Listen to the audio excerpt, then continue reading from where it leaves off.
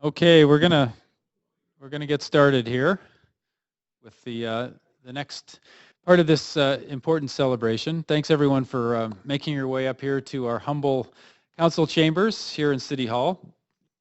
And once again, thanks all of you for being here to recognize an incredible Vancouverite and the extraordinary leadership that Dr. David Suzuki has given us as a city and across the world.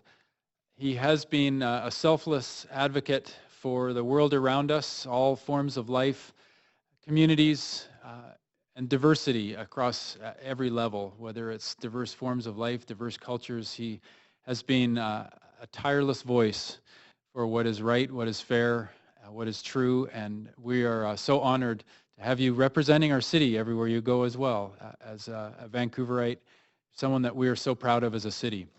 And this is an important honor. We're going to start with a friend of Dr. Suzuki's, who I actually called Howard, but it's Larry Grant. Larry Grant, Musqueam elder, and Dr. Suzuki's had a long, close relationship with Musqueam people. We're honored to have Elder Larry Grant here to say some words and get us started in here. Elder Larry Grant, welcome.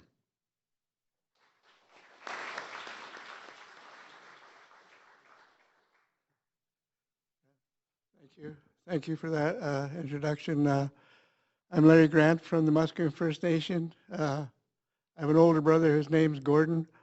I have a younger brother, his name's Howard. So that's usually how I'm called, Howard or Larry or Gordon. So, see, Yamnashaya, Holmo, Imukta Hiwak, Imukta Siam at Vancouver.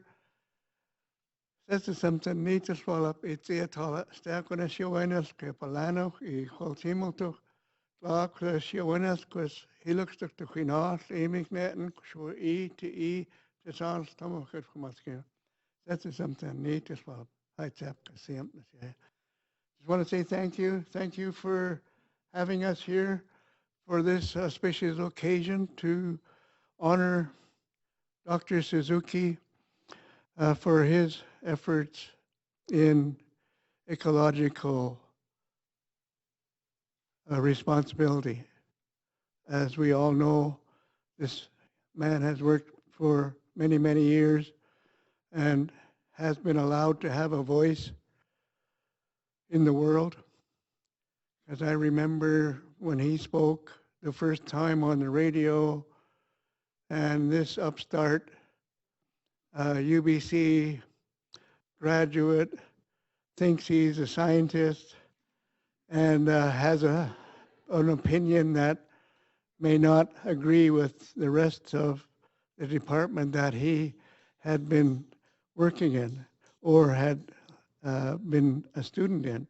So this has been a long, long time listening to his voice, over 5 decades, if I remember right, that I could hear his voice. I knew his voice, and it was post-Second World War era. So there's a lot of things that I think that Dr. Suzuki has spoken of that many of us could not care what we did at that time. But it's good to hear him evolve in his talking to his spouse and put forward the words of the First Nations, that everything in the world is connected. Everything in the world has a life force. And everything in the world is something that we need to survive as a people and for the world to survive as a planet. So I want to say thank you again, as our ancestor Triopolano had done in the past, and raise my hands in welcome to all of you here at City Hall on the traditional, ancestral, unceded lands of the Hunkaminam-speaking Musqueam people, along with our cousins from, our relatives from Squamish and our relatives from Tsleil-Waututh. So hi Tepewa Siap Nashaya Tiatala Tatwala Pui Naman Tanoya. Hi Tepka. Thank you. Aishka.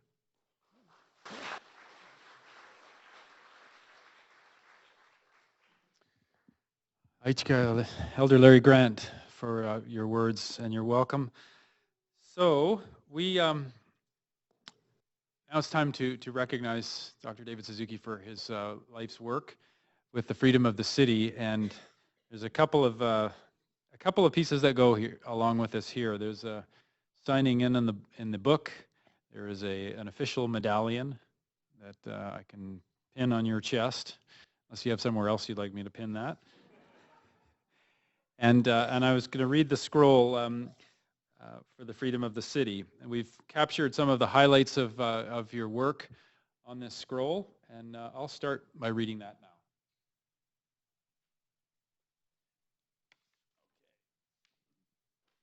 It's a big one.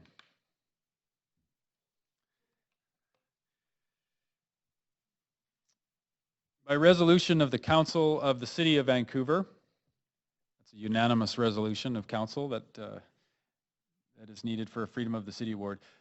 Resolution passed on the 23rd day of June in the 64th year of the reign of Her Majesty Queen Elizabeth II in the year of our Lord 2015. His worship, oh, this is a mouthful here. Sorry, I shouldn't have stopped there. Okay, we'll start with the good stuff. Freedom of the City of Vancouver is hereby bestowed upon Dr. David Suzuki.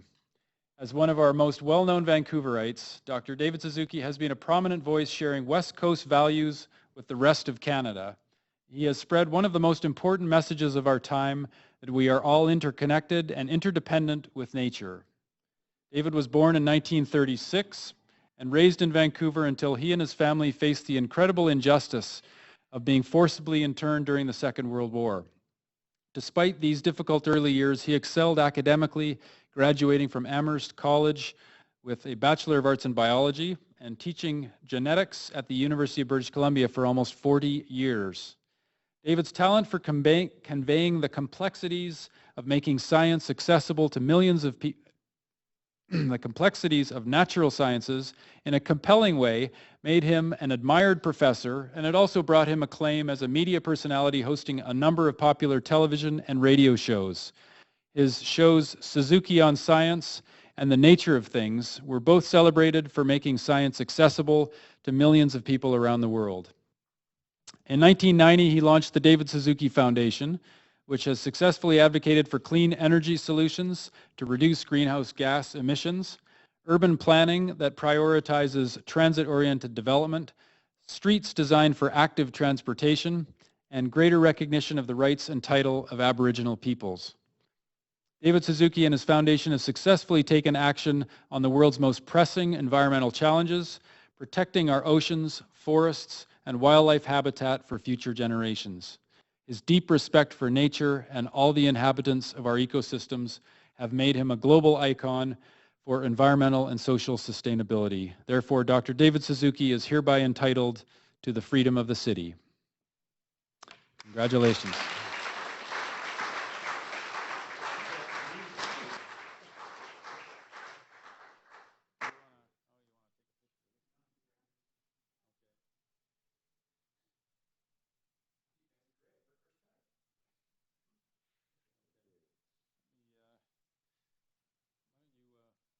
Sit down and sign the book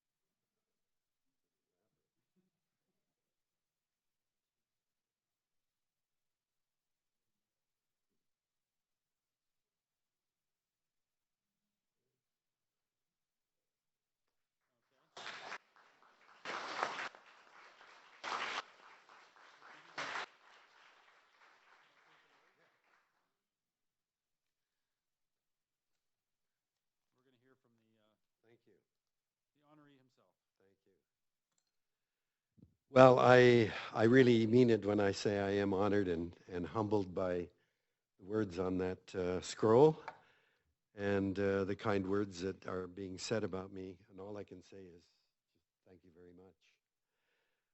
I'm a proud Vancouverite by birth and childhood and deliberately returned here in 1963 to stay for good, despite many invitations to move to other parts of Canada as well as other parts of the world. I really am committed to this place on earth and extremely proud of what the city has become. And I thank you. It's a great honor that the vote was unanimous in the city council because I'm very proud of that council. To understand why I am so proud of this city, I really think that we have to know where we came from. And so I can't help but go back to the rough and tumble days when my grandparents arrived here from Japan between 1902 and 1906.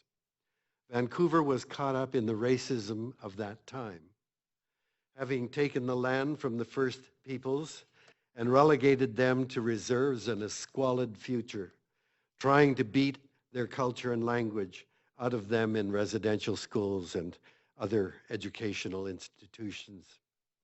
First Nations people couldn't even vote in this country until 1960. Asians, like my grandparents, were also treated by discrimination, things like the head tax for Chinese immigrants, obstacles to education and professions, and ownership of land. They came here for opportunity, knowing with hard work they could make a better life than was possible back in the old country. My grandparents were like the successive waves of immigrants who have invigorated the city with new customs, with new ways of thought, and hard work. When Pearl Harbor happened on December 7th, 1941, a virulent press fanned fears and hatred that led to the imposition of the War Measures Act, and you, Gregor, alluded to that deprived Japanese Canadians like my parents, who were born and raised in this country, of all rights of citizenship. Assets were frozen, property seized, and people expelled to work on farms east of the Rocky Mountains or to languish in camps in the Rockies. Of course, I survived those years in camps. After all, Slocan, where we were relocated to, was right at the base of what is now Valhalla Provincial Park, a paradise for a 7-year-old who didn't have school for a year and a half. But I was left after the war with a burning need to show Canadians that they were wrong, that my parents and my siblings and I were good Canadians. So we learned French rather than Japanese. We were determined not to be a drain on society, and we were willing to work, to pay taxes, and even go to war and fight as Canadians. I recite this not to rekindle shame or guilt, but to reflect on how far we've come. Everyone in my family, in my parents' generation, married Japanese Canadians because marriage to a Caucasian in their time was unthinkable. Every one of the dozens in my family's children's generation married non-Japanese, and ethnicity wasn't even an issue in determining those marriages. I wish that my mother and father were here today. My father took pride in everything I did. He used to drive an old beat-up VW van, and he'd go out to UBC and pick up kids to drive. And I'm sure he only did that so he could pick up kids and immediately ask them, do you know who David Suzuki is? Because then he could brag that he was my father. But I wish more than Dad, I wish my mother was here. You see, she died of Alzheimer's when she was 75. I've now outlived her in age. My mother was the kindest, most thoughtful, generous, hardworking person I've ever known. And I struggled constantly to try to emulate her with very little success. Like so many Japanese Canadian women, When we had guests, Mom let Dad be the center of attention. While she made and poured tea, brought out cookies, made people feel at home. I took my mother for granted. And it was only after her death that Dad told me how fiercely she defended me when he was pissed off at me, and how proud she was of everything I did. I didn't know that. The reason I bring this up is that I visited the National Museum in Mexico City last year for the first time, and I was amazed at the great civilization there built on stone. I was overwhelmed in the same way when I visited the museum in Cairo to see the Mask of Tutankhamun, and when I visited the British Museum to see the Elgin marbles. I was amazed at the culture and heroic figures in history. But then I think that all of that flowering of culture, the great wars that were fought, the empires created, were built on the backs of hundreds of thousands of people who labored in the fields and forests to feed, clothe, and shelter the armies and opulent lifestyles. People who had no escape from their positions in society, yet worked, loved, reproduced, and died in total anonymity, like my mother. When my sisters and I and our children who knew Grandma pass on, my mother, like 99.99% of all humans who have ever lived, will vanish from human memory, even though they made us and our country possible.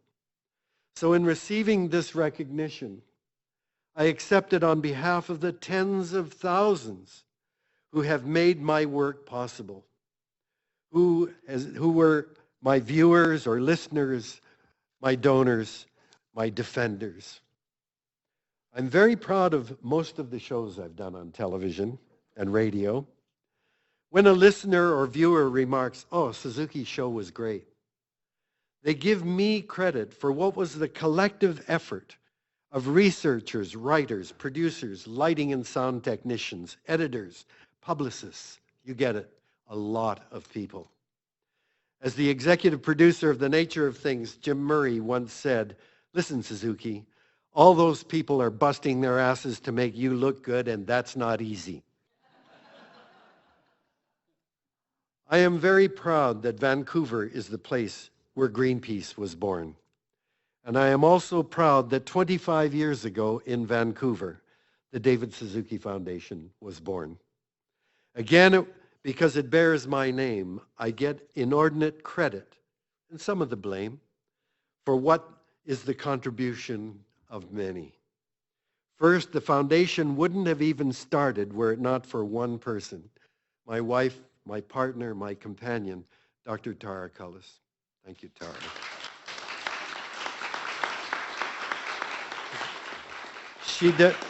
She demanded that I go on beyond just pointing out what the problems were.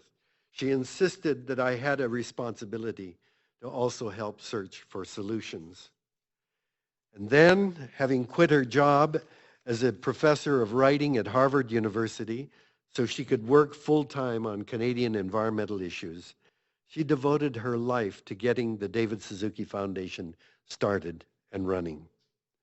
Hundreds of volunteers, tens of thousands of donors have created the foundation, and dozens of staff have joined us to carry out the mandate of seeking and communicating solutions to the ecological problems we face. So on all of their behalf, I accept this honor with great joy. And let me close by saying that I've been so impressed that Vancouverites have elected councillors who are part of a massive global change in the way that we now live, recognizing the importance of protecting air, water, soil, and biodiversity, encouraging greater local self-reliance and sufficiency in food and energy, more recycling and composting, more bikes, thank you, pedestrians, and public transit.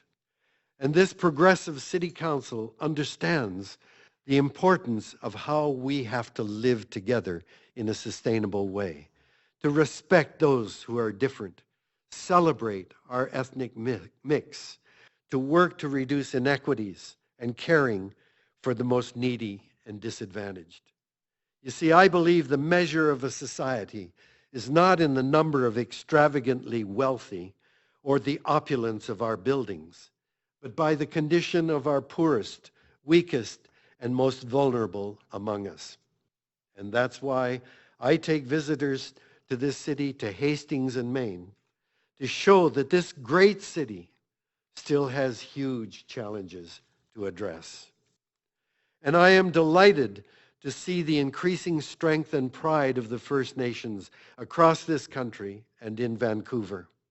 The place of Indigenous people in our society is an issue far more than social injustice or economic disparity, though these are real and very important. It is us in the dominant society who have so much to gain from recognizing the Indigenous perspective.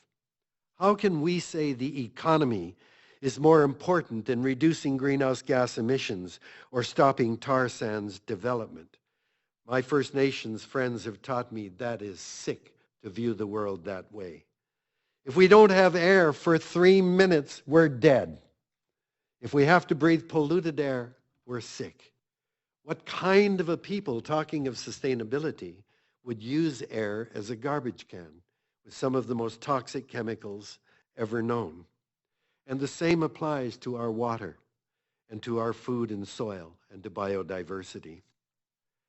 It has been my First Nations brothers and sisters and their elders who have opened my eyes to the insanity of elevating the economy above Mother Earth itself.